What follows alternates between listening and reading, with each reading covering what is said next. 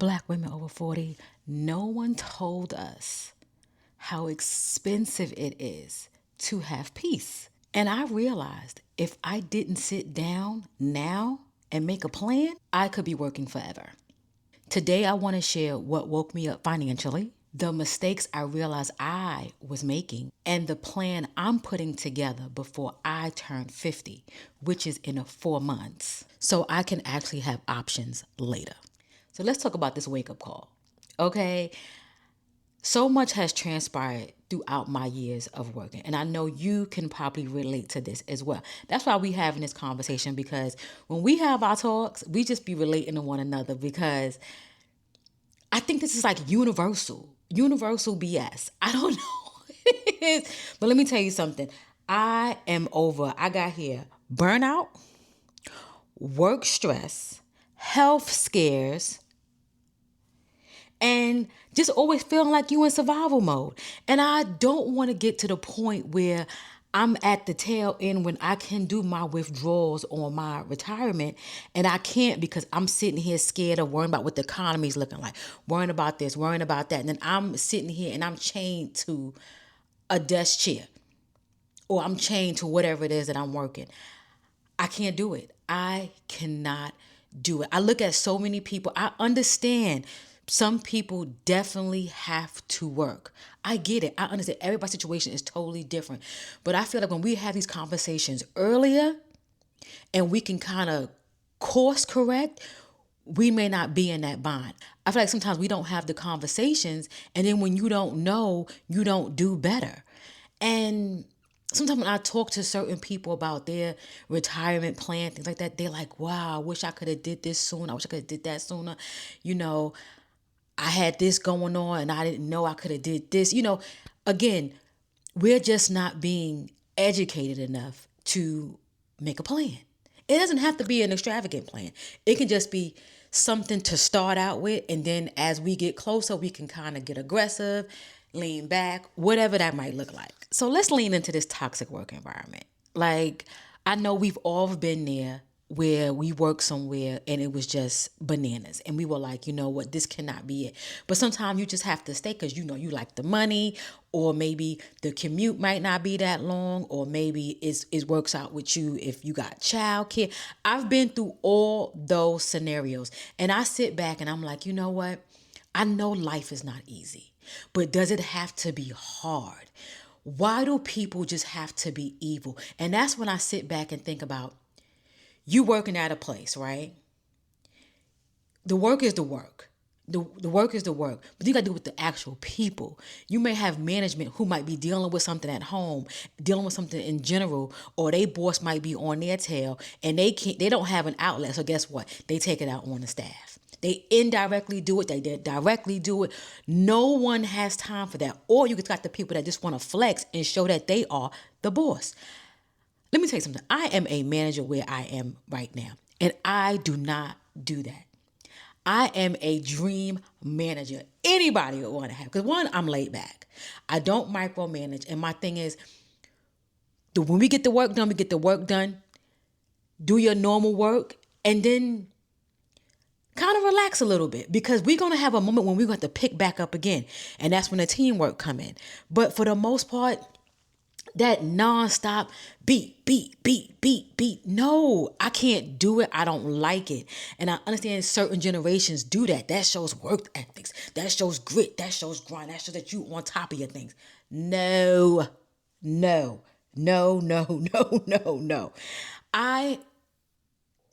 This last year, I have become an emotional eater.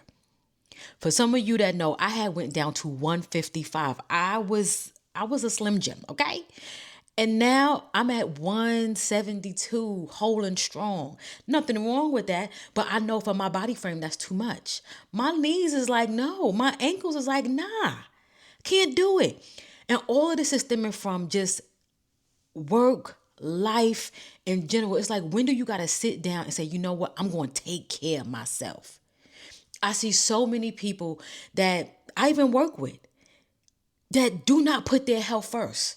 Do not put their well-being first. What comes first is that job. No.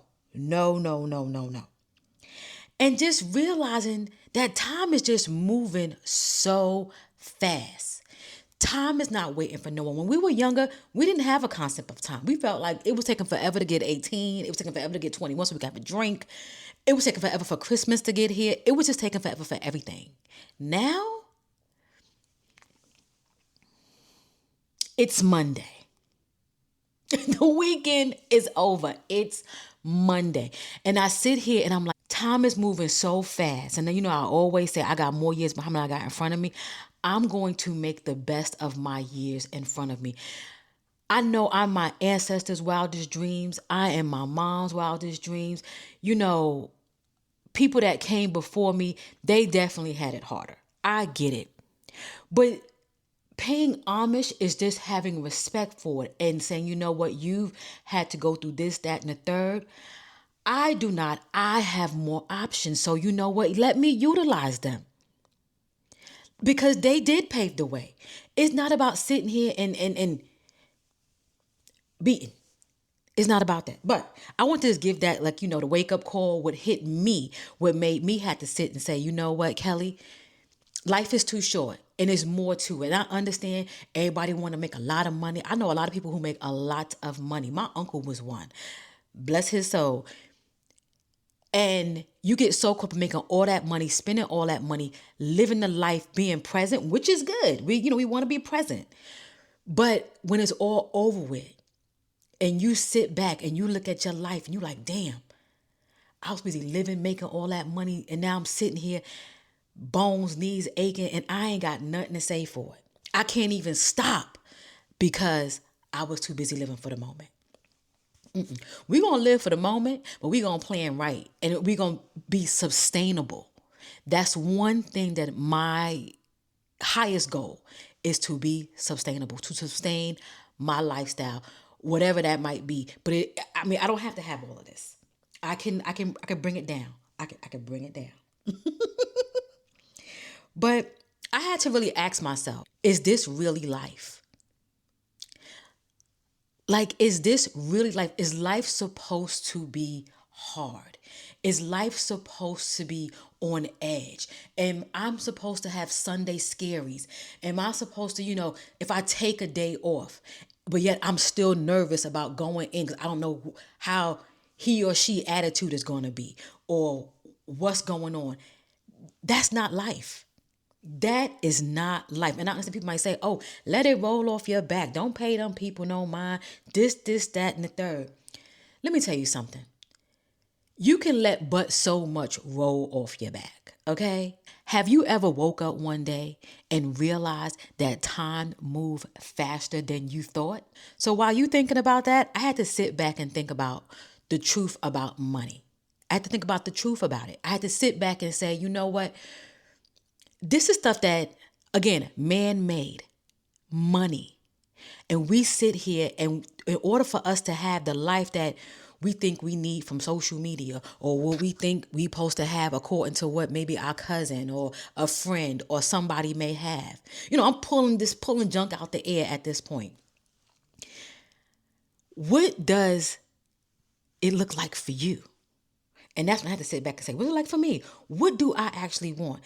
Yes, I like nice things. I like to go and travel and do things. And that stuff does cost money because the way the world has been designed. Absolutely. But we're not traveling every day. We're not traveling every other month. So you plan for these things, but the everyday life, what does that look like? I had to come clean with it. So I said, what's my reality? What does that look like? So I had to sit back and say, what's my pension reality? My savings reality? What my healthcare reality looks like, before that Medicare kicks in and things like that. And also realizing that retirement isn't an automatic thing. It's not automatic.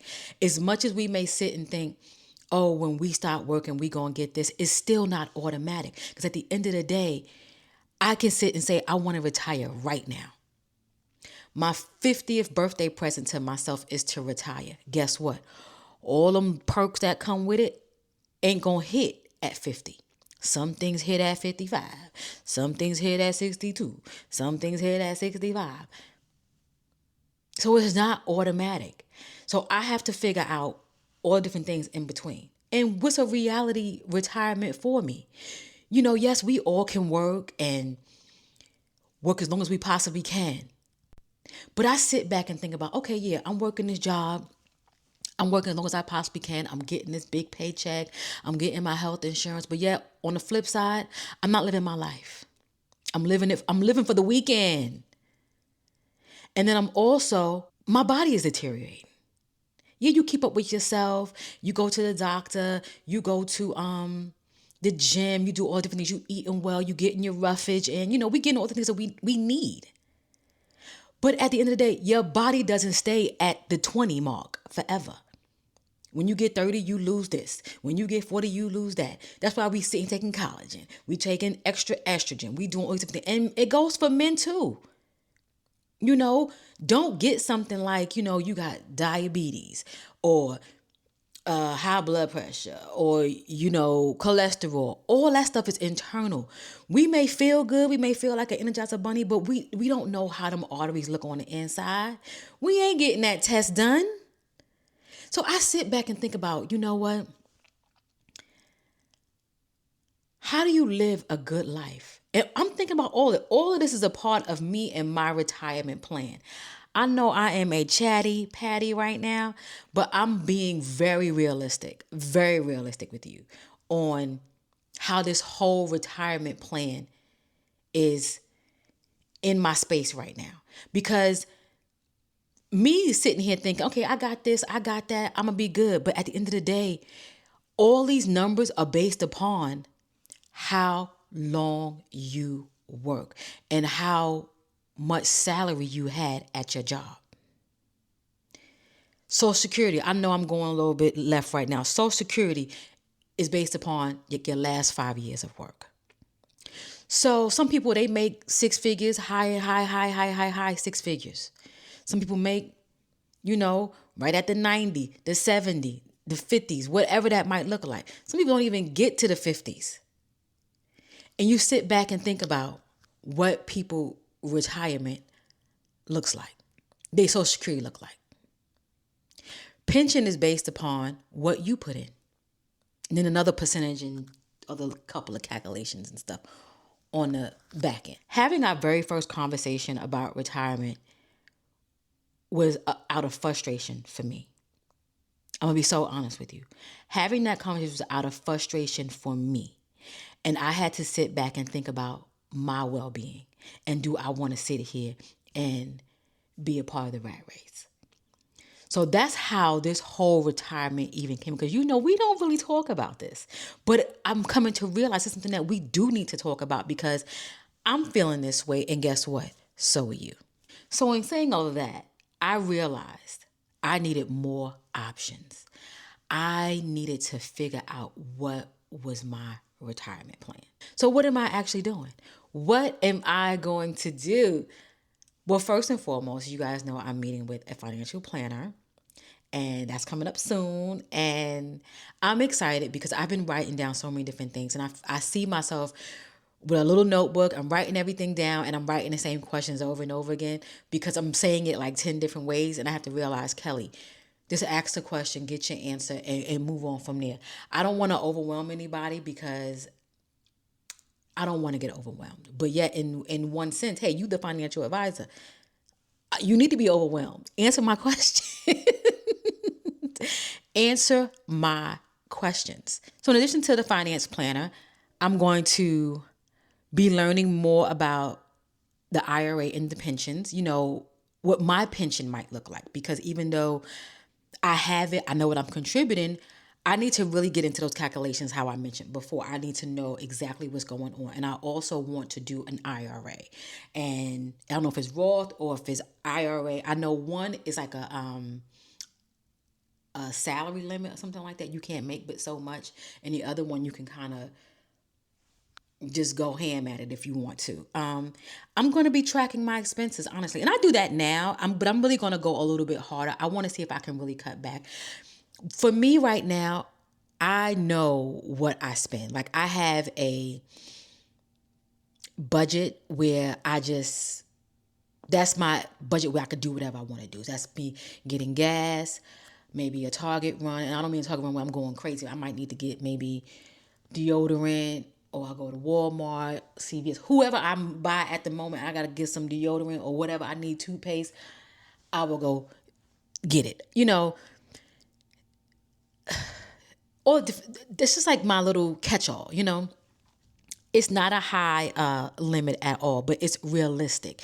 It's something, if I use a particular credit card or if I use cash, I can pay it back at the end of the month, or I can pay it back when it's time at, the billing cycle if I use a card. I be very realistic with myself.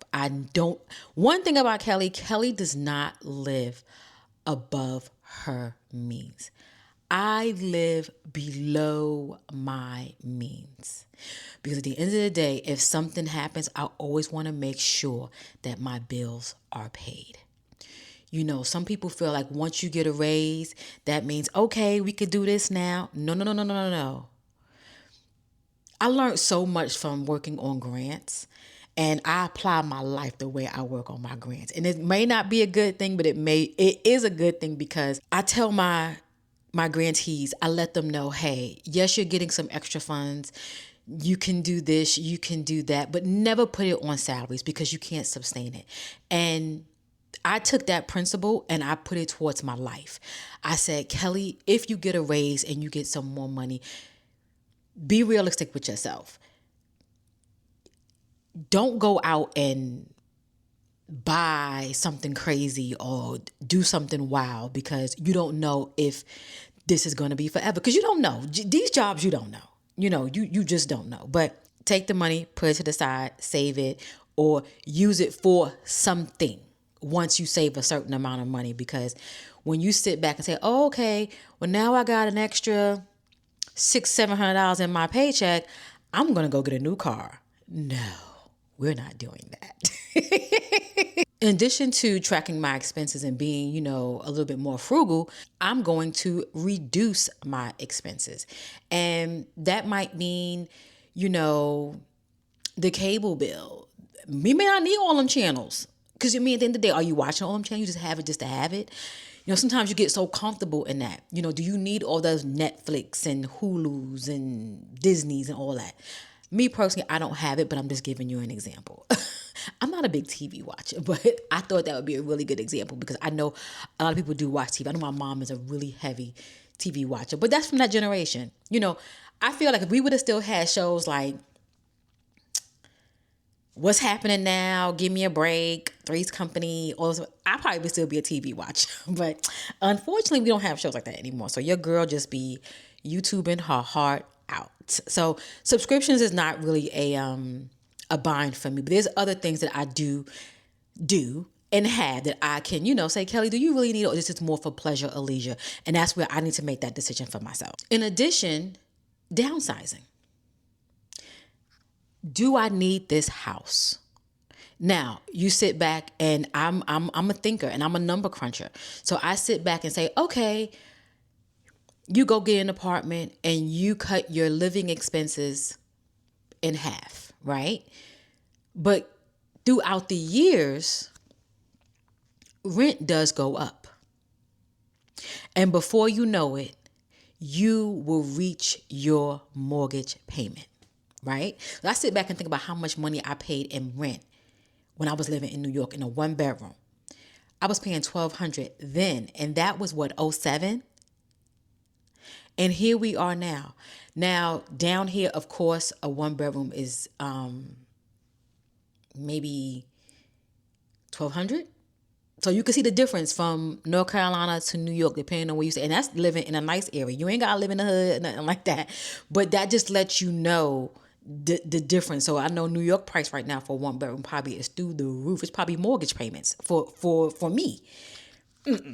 But I sit back and I think about downsizing may be an option, but yet you sit back and you do the course of the years on when that number will possibly get to your mortgage and things like that. But yet still having a home, there's other things that come with it. So even if your rent catches up to your mortgage, and this is my example, this is for me because this is what I'm doing. There's other things that come into having a house. You got to do your grass, property tax. If something breaks, that's on you. Um, any type of maintenance, you have to do like your roof, water heater, all the different things, alarm systems, all these different things that come with having a home. It's it's a lot. It is a lot, but here we are, right?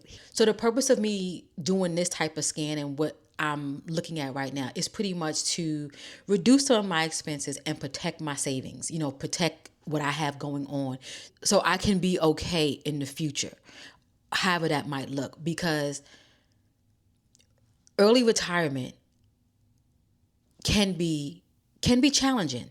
The more I talk about it, the more we dive deeper into it.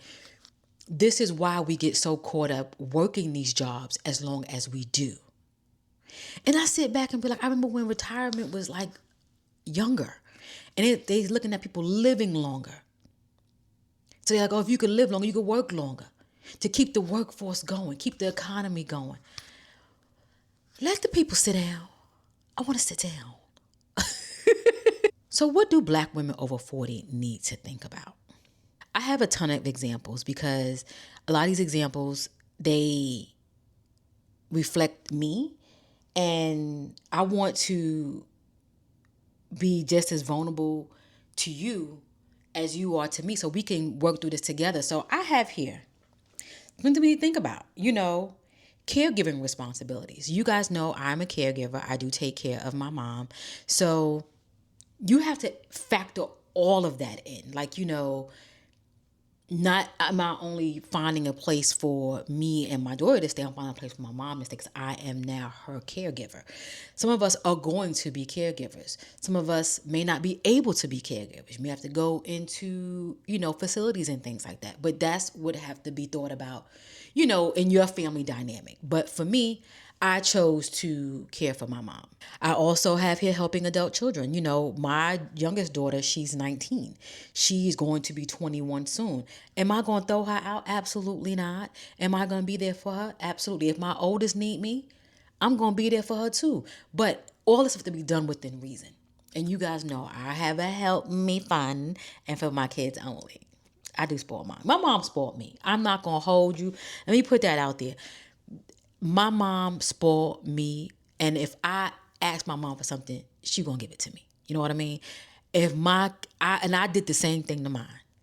And I'm very fortunate. My kids are fortunate. We are a very fortunate dynamic. And I never want to be ungrateful for that because that's definitely a blessing. Definitely a blessing. And also, we have to think about feeling like we starting late and we're behind. Let me tell you something. Better late than never. Don't ever make yourself feel like you're too late. Hey, look at me. 49 in a minute, about to be 50, and I'm sitting here trying to scramble up and get things together.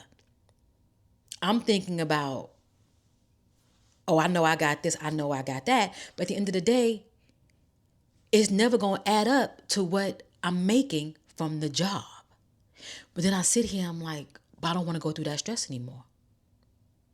I don't want to wake up to the alarm. I don't want to hustle and bustle in the traffic.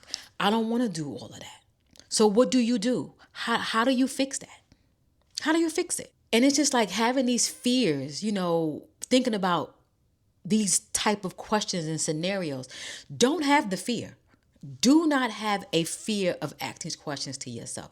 This is the time to actually sit back and say, you know what?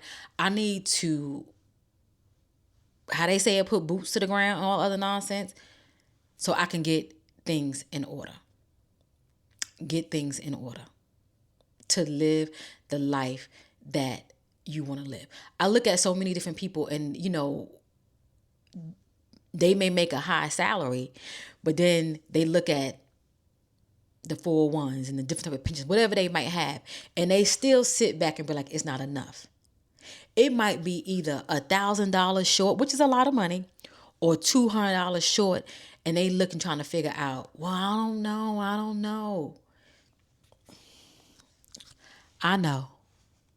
know. I want to enjoy my life while my legs is still moving.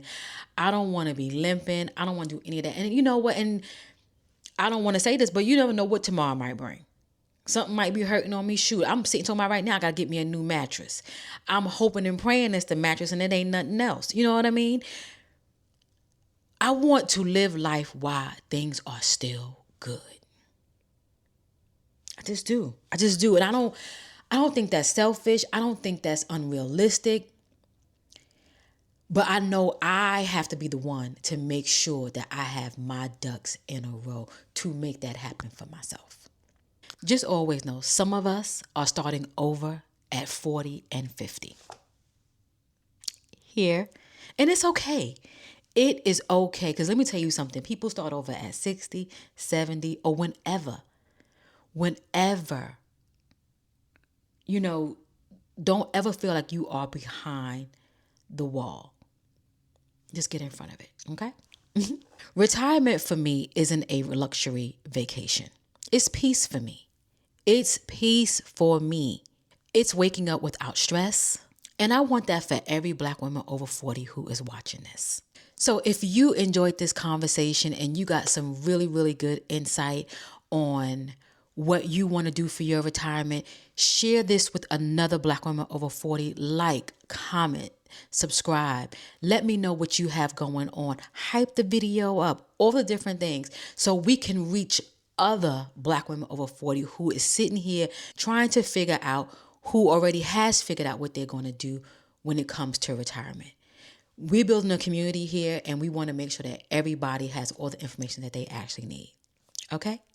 I'll catch you in the next conversation.